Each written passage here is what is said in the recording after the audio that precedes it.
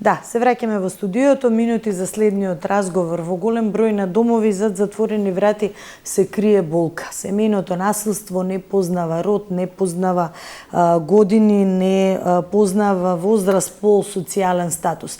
Како да го препознаеме, може ли практично да се превенира, што го поттикнува семејното насилство? Разговараме со психологот Розалија Секуловска. Добар ден и добре дојдовте. Добро ве најдов, благодарам за поканата. Тешка тема, може да кажам, многу тешка тема. Работите секојдневно сигурно со случаи кои што дали директно или индиректно имаат, можеби, или трпат некој вид на семејно насилство. Ќе проговориме и за тие, практично ги кажам, типови или подтипови. Меѓутоа, генерално, како да го препознаеме семејното насилство? Семејното насилство лесно се препознава, меѓутоа тешко се докажува. Тоа ни е покажано во праксата. Некои форми од семејното насилство многу полесно се препознаваат, како што се физичкото насилство, каде што ќе се забележат најчесто модринки, скршеници, поголеми, помали, оштетувања, трауми, лезии на самото тело. Психолошкото насилство е малце потешко, психолошко семено насилство и психолошко насилство воопшто е малце потешко да се докаже, но постои начини за тоа да се докаже. Понатаму имаме економско, трудово насилство или злоставување, каде што најчесто тоа се децата кои што се предмет на насилство, каде што всушност нивниот труд, иако се деца и по закон не смеат да работат, нивниот труд се искористува, злоупотребува да тие работат и некој друг да заработува на сметката на децата. И имаме исто така многу други видови, како што се, например, тргување со луѓе од една во друга држава, пренесување од една во друга држава. Некои други форми се демнењето. Можеби некој ќе рече, па тоа не е насилство. Но тоа е психолошко, еден вид на психолошко насилство, да некој некого демне. И тоа е навистина многу тежок феномен и тешко докаже. Не е, може да се докаже, меѓутоа луѓето најчесто се откажуваат од тоа, ајде сега, како тоа јас да најдам начин да го докажам. Но живеат во страв, сигурно. Живеат во страв, живеат во анксиозност, во како да постапам, како да се заштитам. И понатаму има доста одбранбени механизми, па можеби јас преувеличувам, можеби не е тоа така. Значи, демнењето е влезено во законската регулатива дека е насилство. Понатаму имаме сексуално насилство и силување. Значи, секој чин каде што нема одобрување од другата страна за сексуален акт, тогаш е насилство и силувањето насилство. И како една највисока и најодвратна форма на сексуално насилство е каде што имаме сексуално насилство помеѓу брачните партнери, значи силување помеѓу брачните партнери или поранешни брачни сопружници, меѓутоа тоа некако како да е премолчено и ставено на страна. Имаме сексуално вознемирување, кое што може да биде во живо, на јавно место, и со самите овие наши технологии и социјални медиуми сведоци сме на сексуално сајбер насилство, кое што се случува по самите социјални мрежи. Исто така за насилство и присилен брак.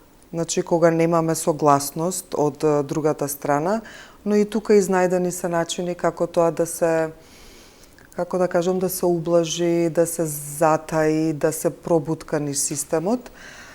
И исто имаме и насилство е кога жената не е согласна да абортира и без нејзина согласност се врши абортус или пак се врши некоја гинеколошка операција и врз мажот, значи за да се создаде неплодност, и врз мажот и врз жената без согласност се врши операција. Така да имаме доста форми на насилства и сексуални насилства. Како траумата од насилството, независно сега ги кажавме кои се форми ги има, се одразува на самодовербата и на менталното здравје на самата личност? Секое насилство, како што кажавте, без разлика кој вид на насилство е, тоа е шок, тоа е стрес и тоа е траума. за самата жртва, без разлика дали е дете, жена, маж, дали е во помладата возраст, дали е во подоцнежната возраст. Тоа е напад на психолошкиот, физичкиот, моралниот интегритет на една индивидуа и се разбира дека веднаш се јавува чувството на загрозеност на безбедноста на самата личност или младиот човек. И нормално е дека ќе има реперкусии по менталното здравје. Прво се јавува стравот, измешани се тука моментите, секогаш само обвинувањата, дали јас тоа го предизвикав, дали јас се најдов на погрешно место, во погрешно време, можеби нешто направив кое што навистина требало мене да ми се случи. Значи, не е така, меѓутоа тоа се некои фази низ кои што поминува жртвата на самообвинување, сликата за себе, перцепцијата за себе, за своето тело, за својата самодоверба, иако најчесто била ниска, меѓутоа не мора да значи дека само оние кои што имаат ниска самодоверба, дека само тие се подложни на насилство, уште повеќе ќе се поколеба. Стравот, анксиозноста, тагата, депресијата, чувството на безнадежност уште повеќе ќе се зголемат и многу е карактеристично што жртвата на било кој вид на насилство почнува да се движи во тој круг на прифаќање, неприфаќање, внатрешни разговори сама со себе, монолози, молчење, тргање на страна, да не каже за да не биде погрешно сфатена, всушност најчесто како да таа води внатрешна борба сама со себе, го преживува процесот во глава, го ментализира, што можно да има и дупки, затоа што самиот организам прави одбранбен систем, мозокот да не го сними целото случување за да се заштити, затоа што во спротивно ќе се распадне самиот организам, самиот човек и го преживува, а самото враќање на преживувањето има тенденција да се преживее настанот, да се преживее болката и да се репарира, да се поправи процесот, случката. Меѓутоа, случката е завршена, случката е во минатото и не може да се поправи, туку што може понатаму всушност да се решава. Не е тоа некој вид на психолошко зарабување, бидејќи практично како жртвата се навикнува на тие настани? Па често пати знаеме дека жртвата за жал наоѓа начини како да го објасни насилството. Особено ќе ги земам жените во брак кои што доживуваат насилство, дека јас тоа го заслужив, па дури е кажано. Ти го бараше тоа од мене, ако се однесуваше поинаку, можеби и немаше да го добиеш тоа, да бидеш удрена, исфрлена и така натаму. Така да жената, во овој случај жената, има потреба тоа некако да го објасни сама со себе за да излезе од маглата и да го оправда агресорот, најчесто сопругот во овој случај, или партнерот, дека па можеби јас тоа навистина го заслужив, можеби во погрешно време го кажав, можеби со погрешен тон го кажав, можеби не ги употребив вистинските зборови. И што е најинтересно, жртвата понатаму, ако е дете, понатаму самата биологија кажува приспособи се. Најди начин да екзистираш за да преживееш и што прави човекот, детето, жената, кој да е жртва, прави најразлични форми на однесување за да се прилагоди на агресорот. Она како народната, ако не можеш да се спротиставиш, приклучи се. Во овој случај би било адаптирај се, покори се. Па стануваат премногу тивки, па понекогаш и тоа не е во ред. Всушност сето тоа зависи од расположението на агресорот. А тоа е една нестабилна личност. Значи, тоа е факт. Понатаму изигруваат најразлични маневри за да не го испровоцираат агресорот за да бидат жртва, меѓутоа, факт е, кои маневри да ги испробаат, сето тоа е попусто, затоа што агресорот ќе остане агресор се додека не се лекува или не добие законски казни таму каде што му е навистина местото. И правени се интересни истражувања каде што жртвата во просек има тенденција 7 пати да се врати назад кон агресорот. Ето го тој момент на колебливост, ќе се поправи, нешто ќе се смени, ќе се репарира нашиот однос, нашиот процес, ќе му дојде памет. Можеби јас сум виновна, како сега ја тоа сама ќе успевам низ животот, и наоѓа најразлични свесни и несвесни изговори за да го оправда своето стоење во таа, не е тоа комфорт зона, тоа секако да е во мода комфорт зона, туку во таа безизлезна за неа безизлезна ситуација. А тоа колку време практично би траело? Може да трае многу, најчесто трае со години и жртвата знае тоа да го рационализира, па добро, има и полошо. Значи, ова моето не е толку лошо, има таму и полоши случаеви, некој алкохоличар, па малтретира, некој не работи, па некој изневерува, па еве тешко е да се живее понатаму сама со деца, па што ќе рече народот. Многу во Балканот го има тој синдром на што ќе рече народот за мене, за жртвата, како ќе ме гледа понатаму. Јас секогаш на клиентите им кажувам дека на отворена нива порта не можеме да ставиме, и не можеме да ставиме, и ако целта ни е да ги затвараме портите, тогаш животот ќе ни помине само во тоа и нема да се себе реализираме. Туку во тие моменти на жртвата е потребна сила. Жртвата нема сила, нема поддршка.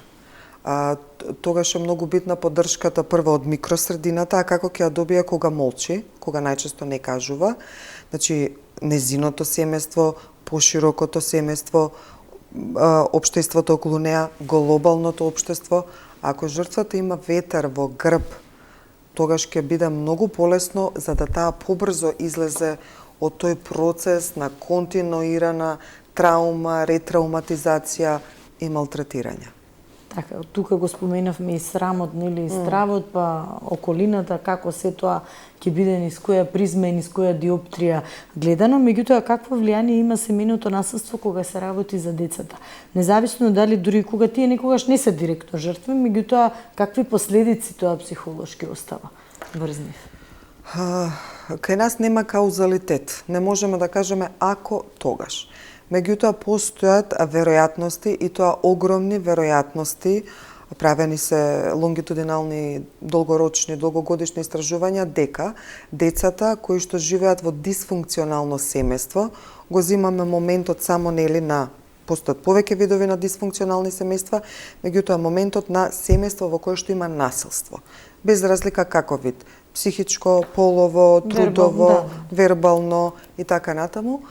Децата, без разлика дали има 2 години, 5 години или се веќе тинејџери, тие живеат во една деструктивна средина, каде што своите родители, своите биолошки родители ги гледаат дека се во некоја самите по себе загрозувачка ситуација, и тоа веднаш создава чувство пак и на небезбедност кај детето. Детето не мора да биде директно жртва на семејното насилство за да кажеме дека да, ќе има огромни последици по детето. Меѓутоа, детето е индиректно жртва на насилство по тоа што го гледа, го доживува. Колку понекогаш, и јас се фатив за жената, ете така некако ми доаѓа, затоа што жените се најчесто тие кои што се жртви на насилства, колку и да жената, мајката, се обидува да ја маскира средината дека тука се случува насилство, дека ете па не е тоа ништо, ќе се насме, толку прави траума на детето, затоа што му ги лаже сетилата. Знаат често пати да кажат, ете го тој несвесен одбранбен механизам, дете не разбира. Рационализација, па добро, има и таму полошо, не сме само ние кои што се караме, меѓутоа имаме разлика од карање и насилство. И тоа неразбирање, јас ќе го изложам, ќе кажам дека се е во ред, мама и тато малку се кара, но детето гледа друга слика каде што нешто сериозно се случува. И со самото лажење на неговите сетила создава траума. Наместо да се каже вистината, да, ние имаме проблеми, ние се караме и тоа не е во ред. Наместо кога детето ќе каже, мама, мене тоа не ми е, тато, престани, да се слушне тоа, да се прифати, да се валидира чувството дека мене ми е страв, кој ќе каже детето, јас разбирам дека ти е страв. И валидно е да се чувствуваш исплашено, а не, нема потреба да се плашиш, се е во ред. Ништо страшно така. Ништо страшно, молчи. Така да децата директно или индиректно во синџирот на насилство патат, страдаат, понатаму веројатноста да тоа го научат дека па и така треба да биде, веројатноста да тие отидат на страната на насилникот или на жртвата понатаму во својот живот, во своите партнерски и меѓучовечки односи е многу голема. Токму и тоа, ми се надоврза следново прашање, дали може дете кое што растело во ваква средина, насилна средина, подоцна и самото да стане насилник или жртва? Децата кои што растат во ваква средина имаат ниско себепочитување, имаат ниска самодоверба, се поанксиозни структури на личност, имаат скриена депресија, тага, имаат поотежнати комуникацијски вештини, имаат нарушен атачмент или нарушено социјемоционално врзување. Тоа значи дека овие деца не успеале, со оглед на околностите, здраво да се врзат барем со една родителска фигура или замена за родителската фигура. Дали е тоа баба, дедо, чичко, вујна и така натаму. Овие индиректни жртви, деца понатаму кога ќе пораснат, зависно од склопот на нивната личност, зависност од тоа колку тие биле изложени на траума, затоа велиме колку подолго трае траумата, секундарната траума, тоест детето колку подолго ја гледа траумата, толку поголеми штети, затоа што тоа е континуиран процес. Колку покусо временски ја гледа траумата и се излече од тој систем или нешто се направи, толку е подобро, помалку последици ќе има. Но сума сумарум, децата во зависност од нивната психолошка отпорност, тоест резилиентност, а таа се учи најчесто од родителите, во овој случај не би имала улога ни една фигура да го научи тоа, ни од мама, ни од тато, би имала ниска психолошка резилиентност, би имала нездраво социјемоционално врзување, би имала таа детска фигура, најверојатно би немала поддршка и веројатноста да одлучи несвесно да биде или агресор, или понатаму да научи да биде жртва, затоа што мама, баба или кој така реагирал, ќе го асимилира тоа како начин на однесување во своето поведение. Затоа што децата и сите ние учиме во првите 5 до 7 години од животот, а најчесто како учиме со тоа што го гледаме, преку моделите на идентификација. И тоа се нарекува социализација. Така да учењето дека насилството е ништо страшно, во ред да молчиме, детето ќе научи дека понатаму е ништо страшно, во ред. И мама, и тато, и трансгенерацијски така беше, па зошто јас да бидам поинаква? Каков е, да го речеме, процесот на закрепнување, ако може така да се каже, и дали има условно враќање во нормала од овие ситуации? Процесот на закрепнување за жртвата на семено насилство, како што рековме, било какви видови на насилство, е возможен. Често пати луѓето кога доаѓаат мислат дека, или не ни доаѓаат мислат дека нема спас. Значи не може, тоа е тоа. Има спас, има решение, процесот е многу долготраен, макотрпен. Често пати жртвата знае да се откаже од процесот на психотерапија, советување, процесот кога се вклучува и психијатар, психотерапевт, социјален работник, мултидисциплинарен тим. Најчесто знае да се откаже затоа што нема капацитети да се носи со проблемот, меѓутоа од друга страна знае и да се откаже бидејќи нема социјална поддршка. Често пати блиското семејство, за да се заштити, знае да се тргне, за жал, да не биде посрамено. Или не ми посматрачи оно што претходно го говоревме, ако ви текнува, кога ја кажете, јас гледам, ама не реагирам. Тоа е моментот на емпатија. Правени се истражувања кога се случува нешто, некој хаос, нешто опасно по живот, оној кој што ќе скокне да помогне, тој има поголема емпатија. Меѓутоа, живејќи во свет каде што емпатијата не ја валидираме како нешто супер вредност, туку некои други работи ги валидираме дека снајди се, преживеј, тргни се за да немаш повеќе проблеми, излези од тој круг на кој знае по кои води сега ти ќе отидеш, биди безбеден, моментот на емпатија веднаш се става позади и ние за да преживееме се тргаме од таквите опасни ситуации. Така да на жртвата ја потребна поддршка. Стручна, од семејството, од околината, глобална општествена поддршка. Со жртвата се работи. Знаат да прашаат дали за 1-2 месеци, 1 година. Не знаеме. Може да трае тоа и многу подолго. И ќе трае онолку колку што е потребно да трае за самата жртва. Жртвите честопати се разочаруваат од процесот на, веќе ако одиме санирање, лекување, се разочаруваат затоа што се чувствуваат неразбрани, неслушнати и затоа што немаат доверба.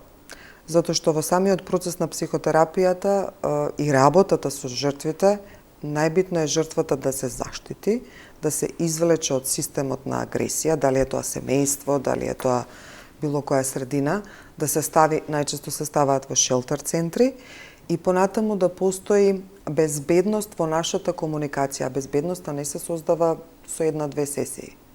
Така да тоа е макотрпен процес и како што прашавте дали може да закрепне, да, може да закрепне жртвата со поинтензивна работа и може да ги надмине траумите и сето она кое што оставило последица врз нејзиниот личносен склоп.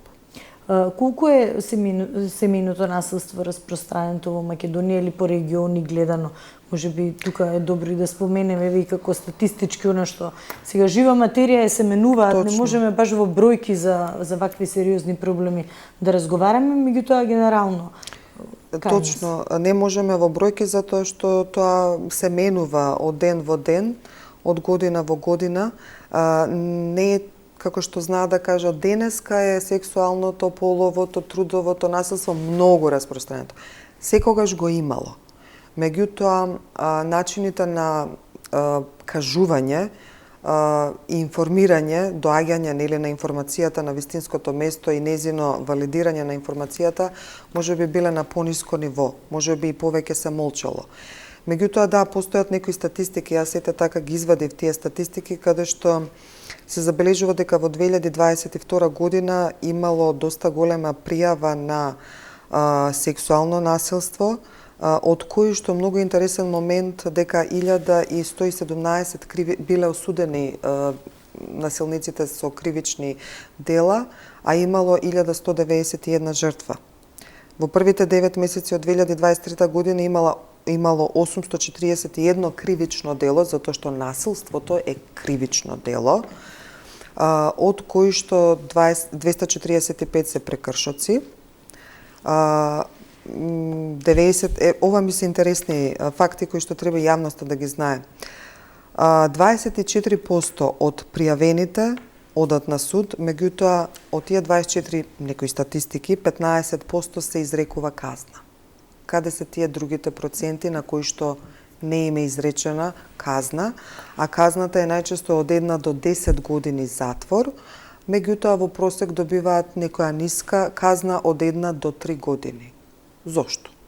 Јас на вистина не го знам одговорот на... Се случува никогаш и жртвите да повлечат пријавата и во текот на самиот процес или никогаш па дури да го негираат насилството, ова што претходно го говоревме? Затоа што жртвата е многу ранлива и тогаш не треба таа да биде контаминирана, секој да дојде да прашува, распрашува. Значи, постојат стручни лица, вештаци, дали се тоа психолози, психотерапевти, психијатри, кои што ќе го вештачат случајот и на жртвата и на агресорот, на насилникот. Затоа што, да, како што рековте, во текот на процесот може да има многу нешта каде што жртвата ќе се откаже од процесот, не може да го постигне. Преисплашена е. Секое нејзино изложување со вакви содржини е повторна ретрауматизација, секундарна траума, а тоа веќе ги истрошува капацитетите. Да не кажеме дека може да добие закани, да не кажеме дека може да се најдат многу дупки во системот И повторно, која е пораката, да не го пријавуваме, да се тргнеме на страна, бидејќи насилникот можеби нема да добие 10 години, што не знам 10 години дали се доволно, туку ќе добие од 1 до 3 години во просек. 93% се деца, жртви на насилство, и тоа малолетни. Поголем процент се женските деца, помал процент се машките деца, но ги има доста застапено и машкиот пол. И најчесто насилството е застапено во руралните средини. Се поставува прашањето зошто? Затоа што се рурални, поотцепени од нешто каде што има движење, каде што не можеме подобро да мониторираме, да следиме, каде што постои тој момент на стигма. Табуата, стереотипите си го прават своето, така да. Така да, можеби тоа би било уште една добра насока да се зголеми надзорот во руралните средини, да се охрабрат сите оние жртви кои што се во руралните средини да зборуваат. Не само да зборуваат, понатаму и да бидат заштитени. Така, и да реагираат секако од ова што го говоривме. Благодарам многу за издвоеното време и за разговорот. Верувам дека помогнавме ни самиот разговор да можеби да се спомени, да се препознае семејното насилство, како се обратат на помош, дека има решенија, дека треба можеби да почнат првично од барање на себе си, а потоа нели со стручни лица да најдат решение на проблемот. Точно. Благодарам за поканата. Ви благодарам уште еднаш. Почитувани, вам ви благодарам што бевте заедно со нас. Останете на нашата програма, бидејќи за кратко следуваат вестите. Од мене пријатно.